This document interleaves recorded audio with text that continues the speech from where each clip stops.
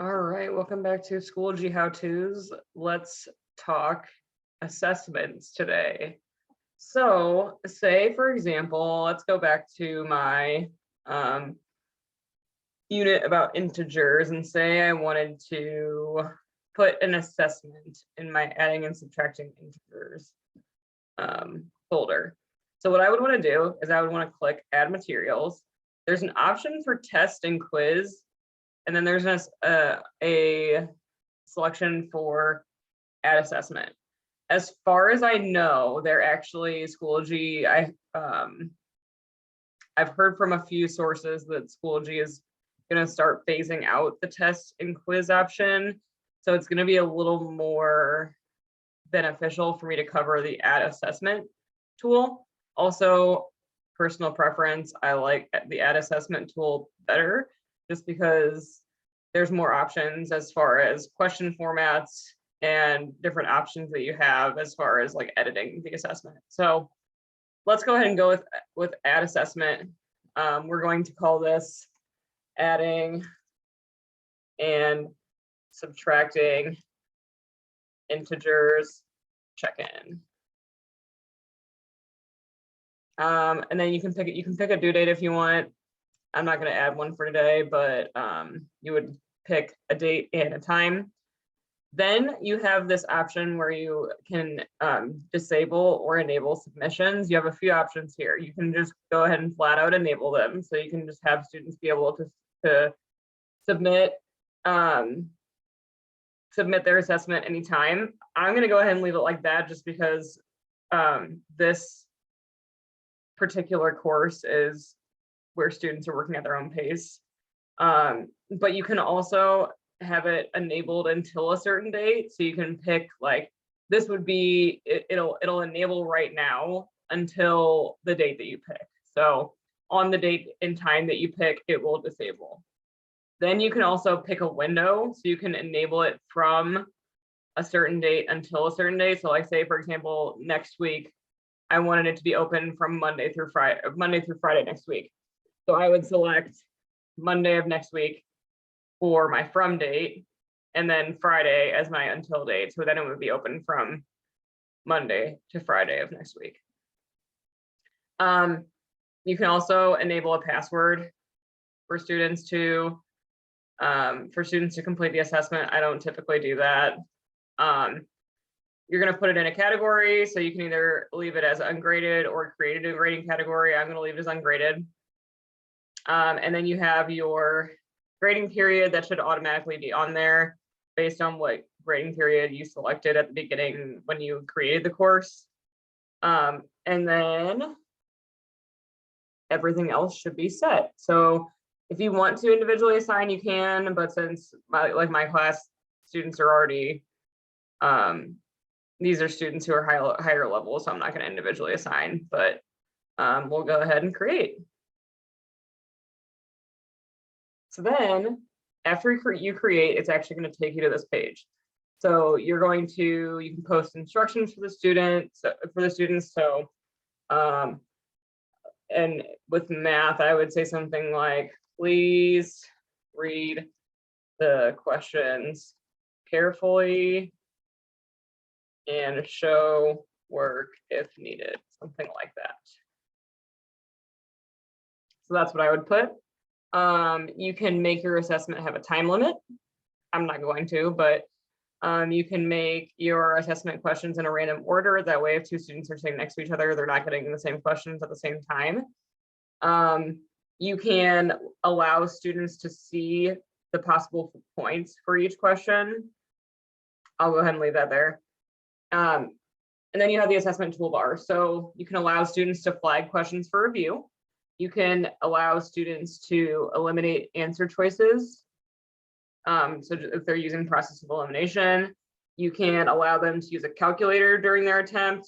And there's a basic and a scientific option. I typically just allow students to use calculators in class, but you can use the calculator built in. You can also let them use a ruler. It can be 15 centimeters or 6 inches, whatever you prefer. You can allow them to use a protractor. You can allow them to use text-to-speech.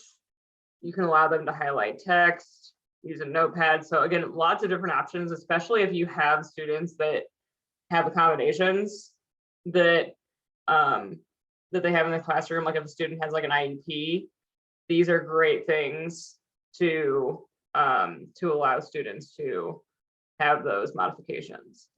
And then you can allow students to view results after an attempt is submitted. And then you can choose the number of times students can submit. I typically do one time, and then if students need to correct something, I unsubmit it. But the thing is, if you select more than one time, then you are able to see like all the submissions at once, and sometimes it gets a little messy. So I'm gonna go ahead and click save. And this is where it gets slightly overwhelming because there are so many different options to choose from for your questions. So I'm gonna click add questions. See, there are like a ton of different things, which is a good and a bad thing, because a good thing that they give you a lot of options, but it's also like hard to choose sometimes which questions you want your assessment to be made up of. So I'm not going to show all of these in this video. I'll just show a couple, but these are super cool. So like say you wanted to, like you teach language arts and you wanted them to highlight the text. So it'll load here, there we go.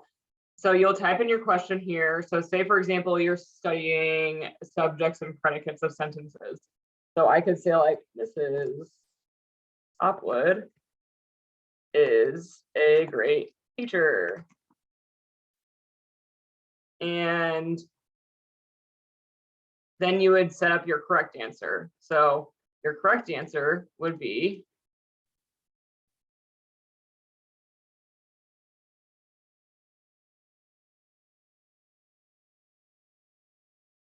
so you would choose the quick highlight button. So we'll say a word.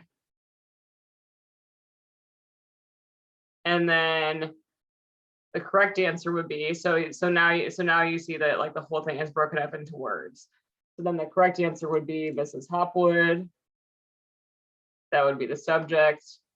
And then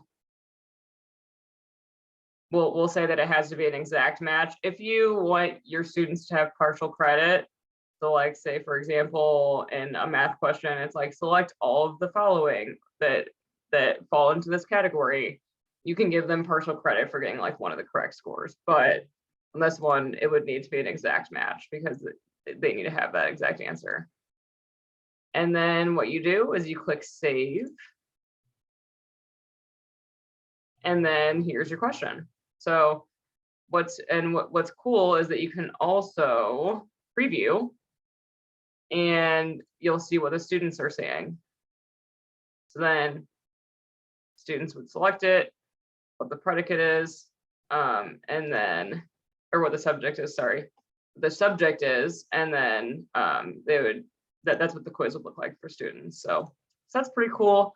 There's also, you can make a multiple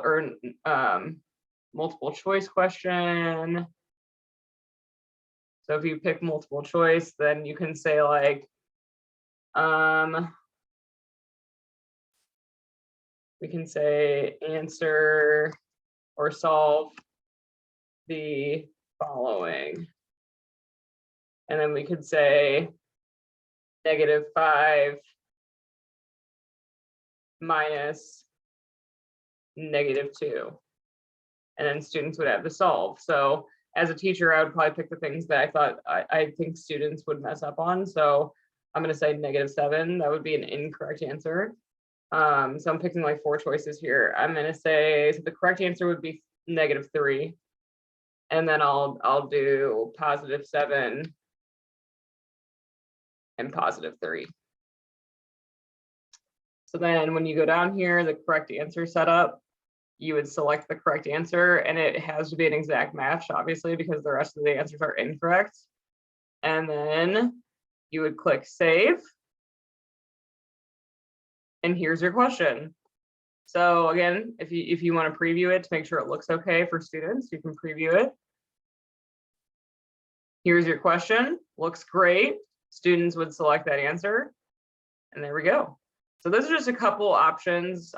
Obviously, I'm not going to go through all of them because if I did, this video would be like an hour long. But depending on what subject you teach, you can kind of play around with these.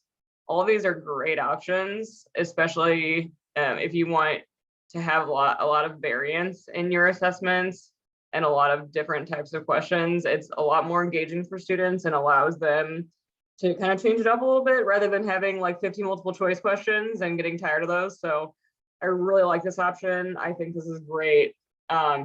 When just a couple of other things about assessments, after you are finished giving the assessment, you can actually look at what your students got.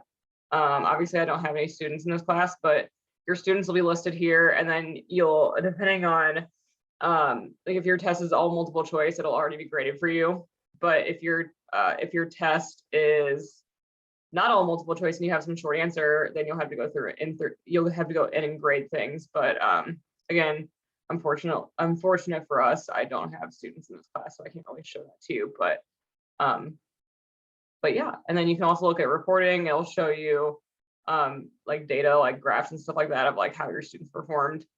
Good visual to take a look at what your students are understanding. But yeah, that's just a little bit about assessments. I love this option. Great tool to use in Schoology to really assess your students and make sure that they're gathering all of the content you're teaching them. So definitely use it.